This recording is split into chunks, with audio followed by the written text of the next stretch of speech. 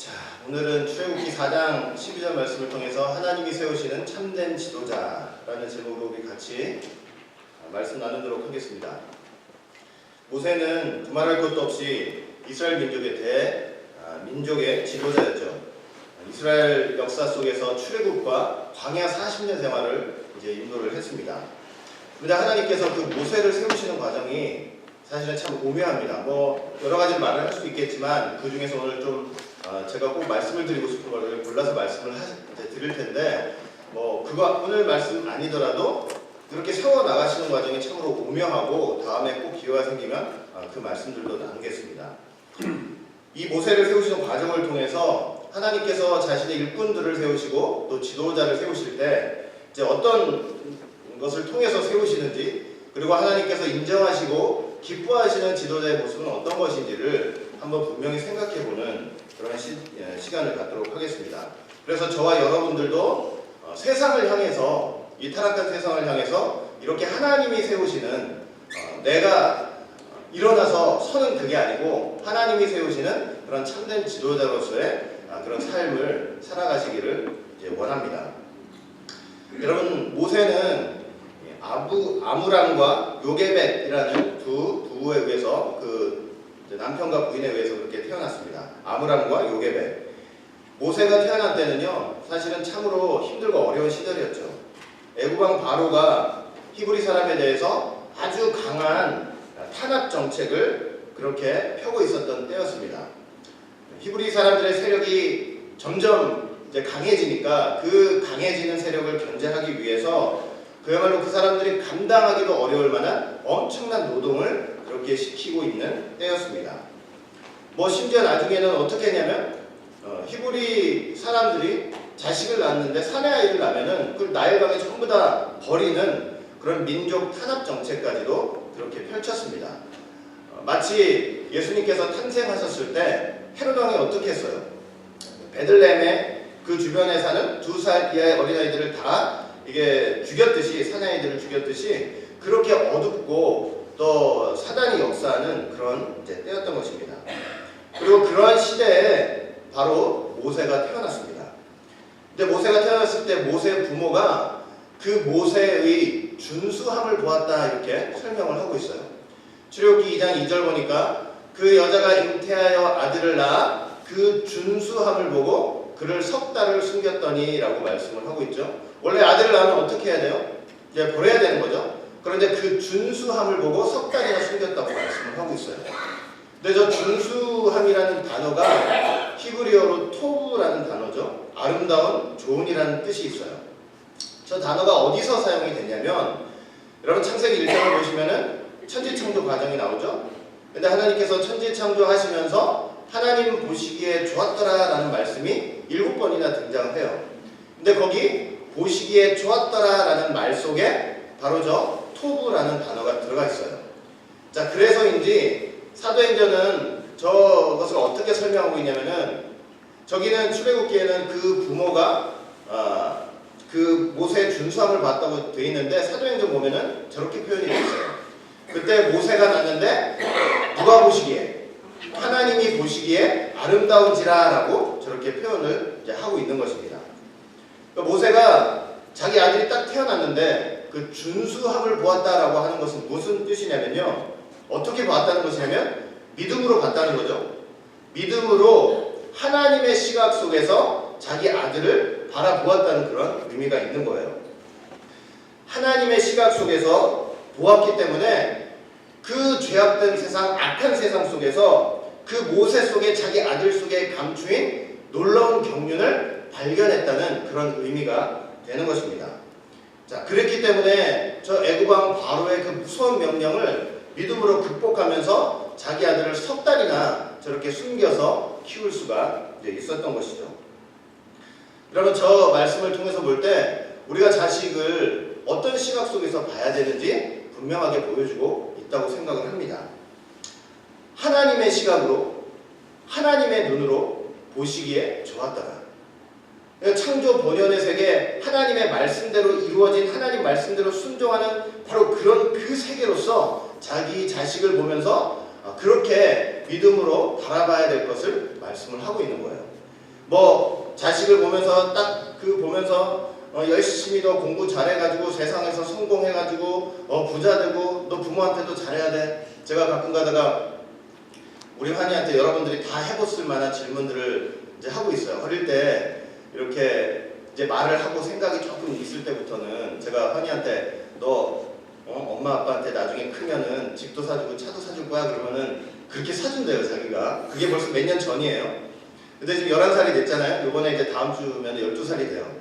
근데 11살이 돼가지고 요즘 와가지고 너 크면은 너 우리한테 잘할 거야? 엄마 아빠한테 잘할 거야? 차도 사주고 뭐 집도 사주고 다 해줄 거야? 그러면 얘가 이제는 망설여요. 망설이더니 뭐라고 그러는지 아세요? 자기 부인하고 상의를 좀 해봐야 될 것 같아요. 벌써 얘가 그렇게 됐어요. 11살인데 너무 재밌죠? 근데 우리가 자식을 보면서 그렇게도 성공해서 돈 많이 벌어서 뭐 부모한테 잘해줄 거야 이게 아니고요. 모세는 그 모세 부모는 어떤 시각으로 보냐면 하나님의 눈, 하나님의 시각 속에서 정말로 하나님의 경륜과 계획을 깨닫는 그런 믿음의 눈으로 그 자식을 바라봤다는 것입니다.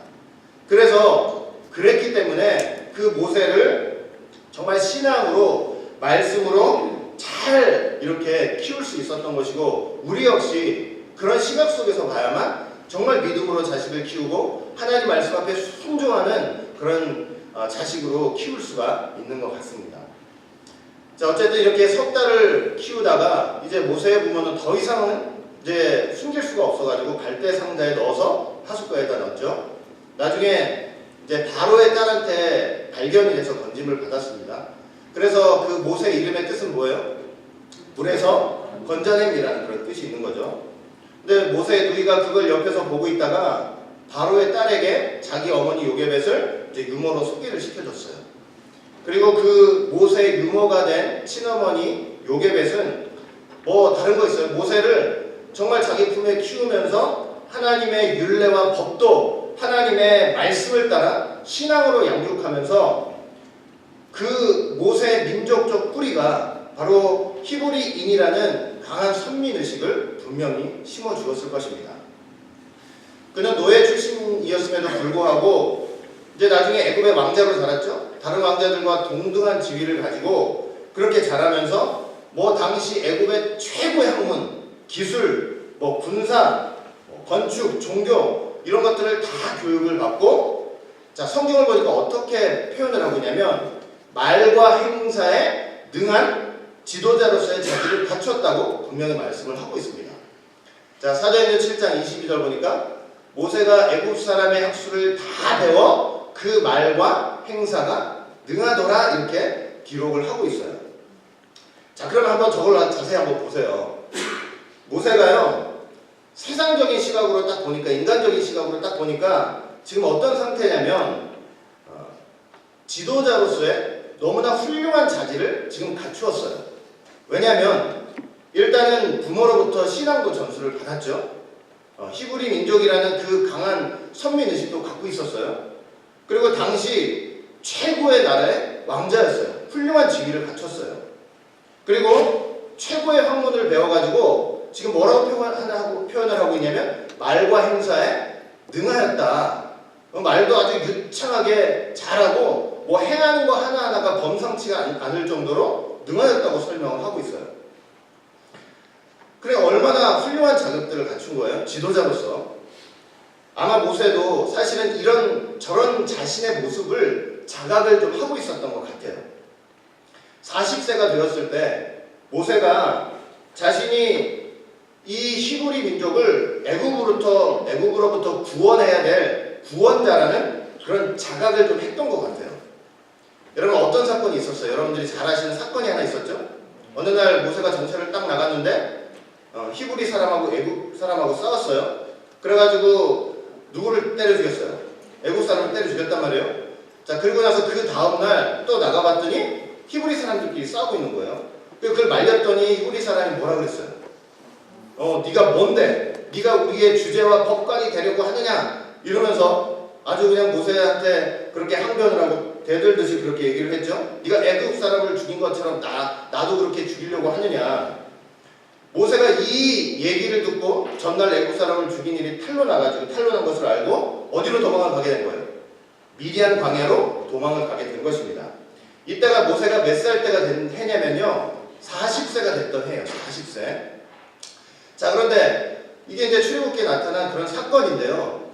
이 지금 말씀드린 사건을 사도행전에서 아주 잘 설명을 해주고 있어요. 이제 어떻게 설명을 해줬냐면 다음과 같이 설명을 했어요.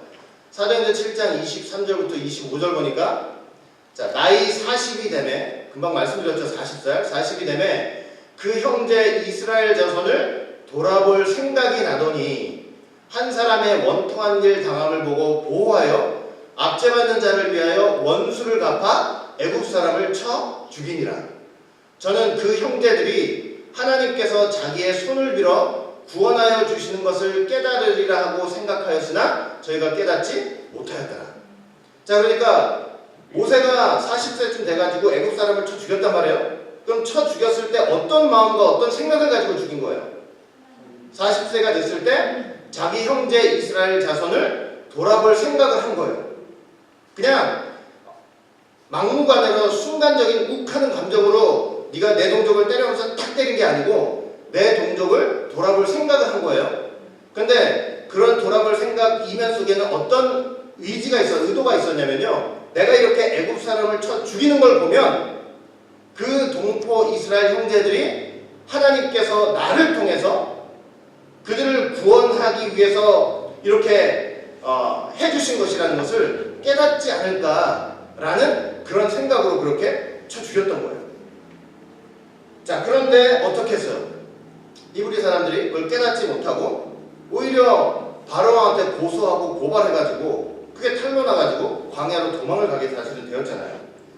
여러분, 인간적으로 생각하면은 얼마나 사실은 답답한 일입니까? 그들을 위해서 했고 이제 구원자로서 자각을 하면서 이제 이스라엘 백성들을 해방시켜야 되겠다는 그런 마음의 발로 속에서 저렇게 한 건데 오히려 동족들이 고소를 한 거예요.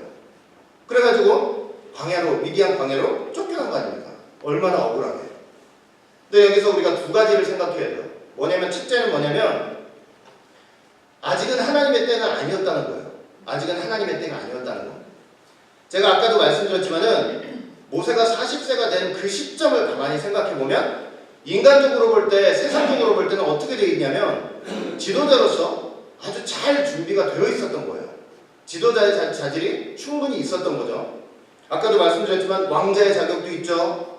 최고의 학문과 기술을 배워가지고 말이 유창하고 행사가 능하고 부모로부터 신앙도 딱 전수받아가지고 바로 애굽왕 바로에게 고통받고 있는 이 히브리 사람들을 구원해야 되겠다는 강한 의지도 있고, 그런 속에서 내가 애굽 사람을 쳐 죽이는 걸 보면 하나님이 나를 구원자로 하나님이 나를 구원자로 보내신 것을 그들이 깨닫지 않을까. 그러면서 이렇게 쳐 죽인 거 아니에요. 그런데 뭐예요? 하나님 보시기에는 아직 때가 아니었습니다. 아무리 인간적인 자격이 충분했고 자기가 구원자로서의 스스로 자기가 자각을 했을지라도 그 자기가 자각한 거는요, 하나님이 세우시는 지도의 자격은 되지 못했던 거예요. 이해가 되세요? 그리고 또 두 번째는 뭐냐면 백성들 입장에서 한번 좀 생각을 해볼게요. 모세도 하나님 보시기에 준비가 안 된 거지만 백성들도 사실은 준비가 안 됐어요. 왜냐면 백성들 입장에서도 여러분, 하나님이 보내주신 구원자를 깨달을 수 있는 지혜가 없었던 거예요. 이스라엘 백성들이 애굽의 통치를 받고 있었던 때죠. 그런데 감히 그 애굽 사람을 쳐 죽이는 걸 볼 때 저게 하나님이 보내신 구원자가 아닐까 한번 생각해 봤어야 하는 거예요. 여러분, 제가 나중에 기회가 될지 모르겠지만 영적으로 볼 때요, 애굽 사람을 치는 자가 하나님이 보내신 구원자예요. 영적으로 볼 때 애굽 사람을 치는 자가 하나님께서 보내셨다는 증표예요. 증표. 하나님이 보내셨다는 증표가 돼요. 그게 표예요. 표. 그럼 애굽 사람을 친다고 할 때 그 애굽은 뭐냐? 그 애굽의 실상도 사실 알아야 되겠죠. 그런데 그렇게 쳤을 때, 애굽 사람을 딱 쳤을 때 이게 구원자의 표인데 사람들이 그걸 알아보지 못했단 말이에요. 그래놓고 뭐라고 그랬어요? 감히 네가 우리의 지도자와 재판장이냐? 오히려 따지고 물어들었단 말이에요. 큰 소리 치면서 오히려 어떻게 했어요? 바로한테 가서 고소를 한 거예요. 그래가지고 그 모세가 너무나 허망하게 보잘것없이 그냥 순식간에 그 모든 지와 환경 모든 것들 그 자기가 자각했던 모든 그런 것들을 다 뒤로 하고 미디안 광야로 사실은 쫓겨간 것입니다. 아무것도 없는 볼품없는 광야. 여러분 이스라엘 백성들도 얼마나 사실은 지혜가 없는 겁니다. 얼마나 지혜가 없는 것입니다. 남도 아니고 자기 동족들에게 배척당해가지고 그 쫓겨가는 모세의 모습을 한번 생각해 보시라고요. 훗날 동족들에게 배척당하시고 마침내 십자가에 달려 돌아가신 예수님의 모습이 생각나요. 옥스포드 원어 성경 주석에는 다음과 같이 말씀을 하고 있다고 합니다. 하나님은 인간들이 배척한 그 그리스도를 통해 인류 구속을 이루셨습니다. 즉 인간의 그리스도 배척을 도리어 당신의 인류 구속의 뜻을 이루는 방편으로 사용하신 것입니다. 그러니까 예수님 배척해서 쫓겨났는데 하나님은 어떻게 하셨다는 거예요? 그들의 배척을 하나님이 인류를 구원하시는 구원의 방법으로 사용하셨다는 거예요. 모세도 마찬가지죠. 동족한테 배척당해가지고 미디안 광야로 쫓겨났어요. 사람들 볼 때는 어때요? 왕제 지위도 이런 최고의 학문을 배워가지고 말과 일에 능했던 그 아까운 인재가 동족한테 오해받아가지고 쫓겨난 거 볼 때 얼마나 참 억울하고 답답하고 저래도 되나 생각할 수 있잖아요. 그런데 하나님께서는요 오히려 동족에게 배척당해가지고 미디안 광야로 쫓겨난 이 40년 광야 기간을요 더욱더 모세를 하나님이 원하시는 지도자로 하나님이 세우시는 참된 지도자로 세우시는 귀한 연단의 기간으로 삼으셨던 것입니다. 마침내 광야에서 40년 보내고 모세가 80세가 됐어요. 80세. 한참 창창하고 젊고 힘이 있고 이런 나이를 다 보내고 이제는 80세가 된 거예요. 하나님이 바로 그 모세를 부르셨습니다. 이스라엘 백성들한테 가가지고 내가 너희들 가나안 땅으로 인도할 지도자다. 이렇게 해가지고 인도할 수 있도록 그렇게 지도자로 세우신 거예요. 그리고 엄청난 그런 사명을 맡기신 것입니다. 여러분 바로 그런데 그때 모세의 반응 그리고 모세의 상태는 어떠했습니까? 출애굽기 4장 10절 말씀 보니까 하나님이 모세 부르실 때죠. 모세가 뭐라고 얘기를 했냐면 모세가 여호와께 구하되 주여 나는 본래 말에 능치 못한 자라. 주께서 주의 종에게 명하신 후에도 그러하니 나는 입이 뻣뻣하고 혀가 둔한 자이니이다. 이렇게 말씀을 하고 있는 걸 볼 수 있어요. 자, 표준 세번역으로 보니까 이렇게 돼 있어요. 모세가 주께 아뢰었다. 주님 죄송합니다. 저는 본래 말재주가 없는 사람입니다. 전에도 그랬고 주께서 이 종에게 말씀을 하고 계시는 지금도 그러합니다. 저는 입이 둔하고 혀가 무딘 사람입니다. 여러분 저거 읽으시면서 좀 이상하시지 않으세요? 분명히 40년 전 모세과는 완전히 다르죠? 40년 전 모세는 어떻게 평가를 했어요? 네? 40년 전에는 그 준수하기도 했고 말과 일에 능했다고 그랬잖아요. 엄청 능했다고 그랬잖아요. 그런데 40년 후가 지나서 80살이 됐는데 뭐라고 하고 있냐면 난 말재주도 없고 입이 둔하고 혀가 무딘 사람입니다. 이해가 되죠? 40년이나 그 광야 속에 아무것도 없는 그 광야 속에 팽개쳐져가지고 장이나 양이나 치고 있으니 뭐 말재주가 어디 있고 무슨 능력이 어디 있고 어디 있겠습니까? 그런데 하나님께서 바로 저런 모세를 부르셔가지고 사명을 맡기시는 거예요. 그러면서 뭐라고 약속을 하셨냐면요. 오늘 본문이죠. 출애굽기 4장 12절 보니까 이제 가라 그랬어요. 이제 가라. 자, 하나님이 모세한테 이제 가라고 말씀하셨어요. 근데 저것이야말로 하나님의 참된 부르심이 되는 거예요. 내가 많은 자격들을 갖추고 또 신앙 안에서 자각해가지고 이 이스라엘을 이끌어야 되겠다. 그게 자격이 되는 것이 아니고 이제 가라는 저 하나님의 한마디 말씀이 필요한 거예요. 그래야만 그게 진정한 하나님의 부르심이 되는 거고 하나님의 보내신 자가 되는 거예요. 여러분 이제 가라는 그 명령을 듣지 못하고 하나님의 지도자 노릇하는 사람들이 세상에 얼마나 많이 있습니까? 여러분 이제 가라라는 그 말씀을 들은 자가 하나님이 참으로 보내신 자예요. 이거 절대 스스로 자각했던 거하고 완전히 틀린 차원이에요. 그러면서 하시는 말씀이 뭐냐면 내가 너의 입과 함께 있어서 할 말을 가르치리라. 말과 제주에 능했던 그 모세를 부르신 게 아니고 말할 능력도 잃어버리고 입도 뻣뻣하고 혀도 둔해진 그 모세한테 뭐라고 하셨냐면 내가 너의 입과 함께 하겠다. 그래서 네가 할 말을 내가 다 가르쳐 줄 거야. 여러분 얼마나 사실은 귀합니까? 인간의 얄팍한 말재주가 아니라 둔한 입이지만 혀가 뻣뻣하게 굳었지만 오로지 쓸데없는 소리 하지 않고 하나님의 말씀만 전할 수 있는 입을 주시겠다고 지금 말씀을 하시는 거예요. 그러면서 보내시는 거예요. 어쩌면 이제는 인간적으로 참으로 볼품없고 보잘것없는 모세였지만 하나님께서는 하나님의 때가 되었을 때 그의 입과 함께 하심으로 그 민족의 대지도자로서의 역할을 감당을 할 수 있었던 것입니다. 그리고 나서 어떻게 했어요? 찾아가가지고 애굽 왕과 애굽 땅에다 10가지 재앙 내려서 애굽을 쳤잖아요. 애굽 사람을 쳤어요. 그래가지고 하나님 보내신 자라는 증거를 한 거예요. 증명을 한 거예요. 여러분 하나님 보내신 자는 영적으로 볼 때 뭘 해야 된다고요? 애국 사람을 쳐야 돼요.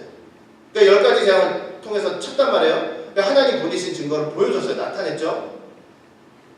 그리고 마침내 이스라엘 백성들은 모세가 하나님이 보내신 자인 것을 깨닫고 모세를 지도자로 따르기 시작한 거예요. 모세의 말을 그냥 모세의 말로만 생각한 것이 아니고 저건 하나님의 말씀이라고 생각하고 출애굽할 때나 광야 생활 속에서 모세의 말을 믿고 이렇게 여정을 걸어갈 수 있었던 것입니다. 여러분 모세를 세우시는 저 과정이 참 오묘하죠. 인간적으로 볼 때 가장 좋은 위치와 좋은 환경과 좋은 능력을 가지고 있을 때 부르신 것이 아니고 그 40년 광야 생활 속에서 좋은 위치, 좋은 환경 그리고 좋은 능력을 다 잃어버렸을 때 하나님께서는 그를 부르셨습니다. 하나님이요 모세를 말이 유창할 때 부르신 것이 아니고 혀가 뻣뻣해지고 둔할 때 그렇게 부르셨어요. 왜 그렇게 부르셨겠어요?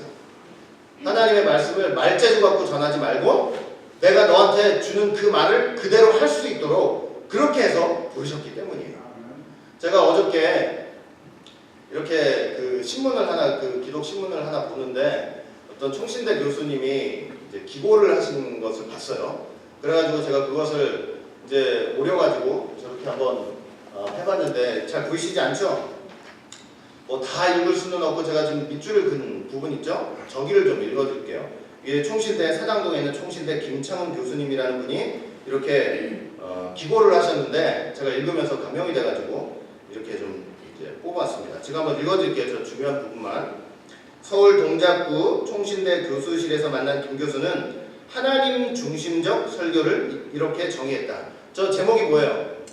설교는 청중 중심이 아닌 하나님 중심으로 라고 하면서 제목을 가지고 기고를 한 거예요. 자, 그러면서 하나님 중심 설교를 이렇게 정의했다. 성경 본문에 나타나는 하나님의 뜻과 의도를 명확히 드러내는 게 하나님 중심적 설교입니다. 구체적으로 말하면 삼위 하나님 중심적 구속사적 설교라고 말하고 싶습니다.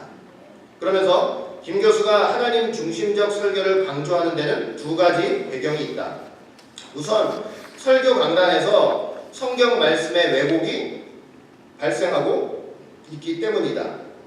그는 본문에 있는 하나님의 말씀을 밝히 드러내는 설교를 찾기가 어려워졌다. 본문만 읽어놓고 자기가 하고 싶은 말을 하는 목회자들이 너무 많다고 했다. 자, 또 하나는 소위 신설교학 운동의 피해를 막기 위해서다. 신설교학의 핵심은 설교를 통해 성도의 삶을 바꾸는 것이다. 그러다 보니 설교가 청중의 귀에 듣기 좋은 내용으로 흘러갔다는 것이다. 그는 청중을 고려하고 분석하는 것은 설교에서 중요하다라고 하면서도 그러나 설교는 하나님 중심적이어야 하지 청중 중심이 되어서는 안 된다고 했다. 김 교수는 한국교회 위기의 최전선엔 하나님의 말씀이 말씀되지 못하는 현실이 있다면서 설교자는 하나님 앞에 섰을 때 무엇으로 판단받을까를 심각하게 생각해야 한다. 목사 자신이 하고 싶은 말이 아니라 본문의 원래 뜻을 드러내야 한다고 역설했다. 그럼 왜 본문을 왜곡하는 설교가 많은 걸까? 김 교수는 지나치게 성도들에게 은혜를 끼치려 하다 보니 목회자 자신이 원하는 대로 본문을 해석하는 게 원인이라면서 은혜로운 설교, 은혜롭지 못한 설교가 아니라 하나님이 기뻐하시는 설교가 무엇인지 고민해야 된다고 말했다. 저는 이 교수님의 이 원고, 이 기고가 정말 우리 한국의 문제와 현실을 정확히 진단했다고 말씀을 저는 그렇게 생각을 하고 있고, 또 정말 목회자들이 나가야 될 진정한 방향이라고 그렇게 생각을 하고 있습니다. 그래서인지 모세도 말재주를 다 잊어버렸을 때 내가 네 입과 함께 하겠다 하시면서 그냥 내 말을 하나님이 보내주신 자는 하나님의 말씀을 고지고대로 전해야 된다는 그런 사명감을 분명하게 모세에게 알려주신 것입니다. 자, 그렇게 해가지고 사실은 이렇게 모세가 민족의 대지도자로서 엄청난 역사를 감당을 할 수 있었던 거예요. 자, 그러면 이제 우리가 좀 한 두 가지만 좀 생각해 볼 건데, 그럼 모세는 이 40년 동안 미디안 광야에 있었잖아요. 그럼 거기서 도대체 뭘 배운 걸까요? 지도자로서 하나님이 40년을 이렇게 좋은 자격이 있을 때 부르신 게 아니고 40년을 미디안 광야에서 양을 치면서 보내게 하셨잖아요. 그러면 그 40년간은 도대체 모세한테 어떤 의미였을 거고 하나님이 뭘 훈련시킨 시간이었을까요? 지도자를 세우시기 위해서. 여러분, 40년 동안 모세는 미디안 광야에서 뭐를 할 수 있었습니까? 뭐 왕제의 지위를 누릴 수 있었어요? 최고의 학문과 기술과 정치와 군사와 종교를 배울 수가 있었겠습니까? 40년 동안 모세가 한 일이 뭐예요? 창인에 양무리를 친 거예요. 양을 치고 있었던 거예요. 양무리. 하나님이 모세를 부르실 때도 어떻게 부르셨어요? 양무리를 치고 있던 모세를 부르신 거 아니에요? 40년 동안 양무리를 쳤어요? 그럼 그 40년 동안 모세가 배운 게 뭐예요? 40년 동안 뭘 배웠냐면요, 미디안 광야에서 뭘 배웠냐면 양의 속성을 배운 거예요. 40년 동안 양을 치면서 뭘 배웠다고요? 양의 속성을 배웠어요. 지도자로서 꼭 알아야 될 것이 양의 속성이에요. 속성. 양의 속성을 배웠어요. 지식적으로 배운 것이 아니고 양을 치면서 체험적으로 배운 거예요. 그리고 하나님께서 그 양의 속성을 배우게 하시면서 모세한테 특별한 성품을 훈련받도록 하셨어요.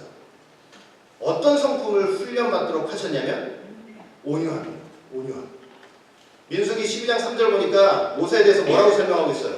이 사람 모세는 온유함이 지면의 모든 사람보다 승하더라, 이렇게 모세를 평가하고 있죠. 저 온유함이 어디서 나왔겠어요? 40년 애국 생활하면서 듣고 배운 거기서 나왔겠어요? 40년 동안 양을 치면서 그 양의 속성을 배우면서 저 온유함이 훈련된 거예요. 양이 말을 잘 안 듣죠? 네? 그런 것들을 치면서 온유함을 배워요. 온유함. 저 온유라는 단어가 사전적 의미를 보니까 사람의 표정이나 성질이 온화하고 부드러움이라는 그런 뜻이 있어요. 그러니까 모세는요, 저렇게 온유함으로 훈련을 받고 그 다음에 나머지 40년 그 하나님의 지도자로서 사명을 할 때 온유함으로 자기의 백성들을 이제 이끌었던 거예요, 사실. 물론 그 온유함이라고 하는 것은요, 죄까지 포용하는 온유함은 분명히 아니에요. 죄에 대해서는 하나님의 명령을 받아서 추상같이 징계하고 뭐라고 했습니다. 그러나 전반적으로 양떼를 다루는 온유함으로써 모세는 이스라엘 백성들을 지도하는 참된 지도자가 그렇게 될 수 있었던 거예요. 자, 그러면 애굽에서의 40년 그 생활은 뭐였을까요? 애굽에서 40년 생활. 그냥 허송 생활이었나?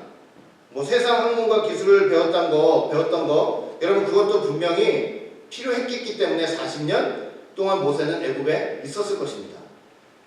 하나님이 모세를 애굽에 두고 결국 40년 동안 지도자로서의 자격을 준비시키는데 그 과정도 필요했기 때문에 그렇게 했을 거예요.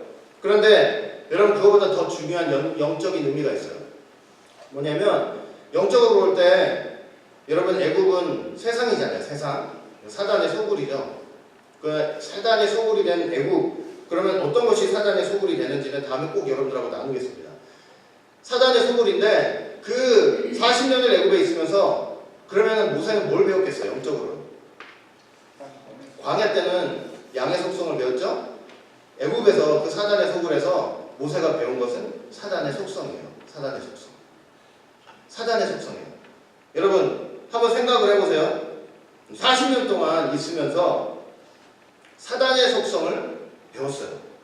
사단의 속성을 배웠다는 건 뭐냐면 우리나라 말도 있잖아요. 적을 알아야만 백전백승이라며요.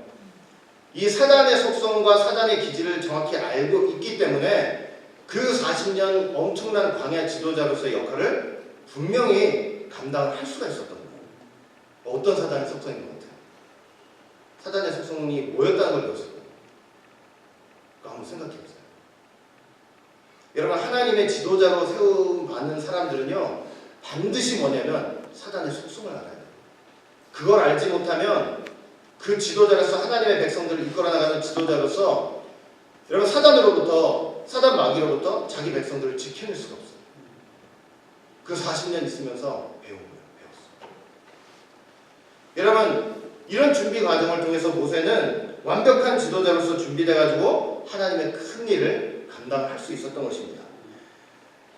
이렇게 하나님이 모세를 지도자로 세우는 과정을 볼 때 애굽이라는 세상 속에서 학문과 기술도 다 익히게 하셨어요. 그것도 불필요한 과정이 아니라는 거예요. 분명히 필요한 과정이에요. 그냥 영적으로 거기서 사단의 속성을 배웠고, 그 다음에 아무것도 없고 볼품없는 그 미디안 광야 40년 생활을 통해서 그야말로 모든 것을 오히려 이제는 내려놓고 하나님만 바라보는 훈련을 했고, 그리고 양을 치면서 양의 속성을 알게 되고, 그 다음에 그 양의 속성을 통해서 온유함을 쌓게 됐어요. 그런 과정 속에서 모세가 하나님의 놀라운 지도자로 세움을 받은 거예요. 우리가 이런 과정들을 다시 한번 좀 깊이 생각해 보면서 우리가 세상을 향해서 정말 하나님의 말씀, 복음을 받은 자로서 이 세상에 정말 지도자가 되고 여러분들이 일꾼이 되셔야 되는데, 다시 한번 이런 과정을 통해서 내가 그런 일꾼이 되어가고 있는가 점검해 보시고, 또 그런 일꾼으로 세워지시는 여러분들이 되시기를 주의 이름으로 축원하겠습니다. 우리 다 같이 기도합니다.